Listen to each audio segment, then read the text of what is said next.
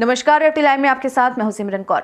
उत्तराखंड के मुख्यमंत्री पुष्कर धामी ने उत्तराखंड में सरकार बनने के बाद यूनिफॉर्म सिविल कोड ड्राफ्ट बनाए जाने की घोषणा की, तो वहीं रामनगरी अयोध्या के संतों ने उनके इस बयान पर खुशी जाहिर की। रामलला के मुख्य पुजारी आचार्य सत्येंद्र दास ने समर्थन किया है। उनका कहना है कि वे देवभूमि है जहां पर शिव विराजमान है। ऐसे देवभूमि पर यदि वहां के मुख्यमंत्री इस प्रकार की घोषणा करते हैं तो उस प्रांत में यह लागू हो जाएगा। साथ ही अन्य प्रांतों में भी इस प्रकार की घोषणा होनी चाहिए। समान नागरिक सहित पूरे देश में बहुत आवश्यक है। उन्होंने कहा कि बहुत प्रांतों में हिंदू अल्पसंख्यक हो गए हैं, किंतु उत्तराखंड के मुख्यमंत्री ने जो घोषणा की वह स्वागत योग्य है।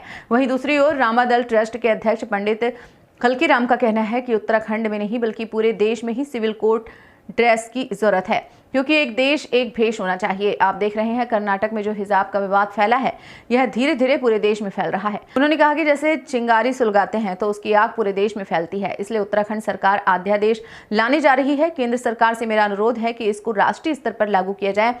आप उत्तराखंड में लागू करेंगे तो क्या उत्तर प्रदेश को छोड़ देंगे? इसको पूरे देश में लागू किया जाए। पूरे देश में इसकी जरूरत है, अन्यथा वह दिन दूर नहीं जब इस देश में सरिया लागू करने की मांग होगी। अभी हिजाब के लिए आंदोलन हो रहा है, आगे सरिया के लिए भी आंदोलन होगा। स्वयं शिव वहाँ पर विराजमान है, इसे देवभूमि में यदि वहाँ के मुख्यमंत्री जी इस प्रकार की घोषणा करते हैं तो उस प्रांत में तो यह लागू हो जाएगा, लेकिन अन्य प्रांतों में भी इस प्रकार की घोषणा होना चाहिए। समान नागरिक संहिता पूरे देश में होना बहुत आवश्यक है।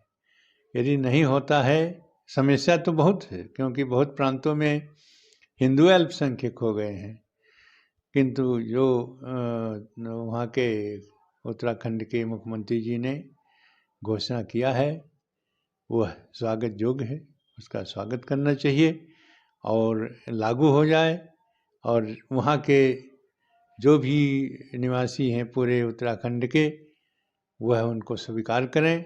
और एक प्रांत में जब हो जाएगा, अच्छी प्रकार से लागू हो जाएगा और उसका संचालन चलने लगेगा, लोग स्वीकार कर लेंगे, तब उसके बाद धीरे धीरे अन्य प्रांतों में भी होगा, क्योंकि ये होना अति आवश्यक है।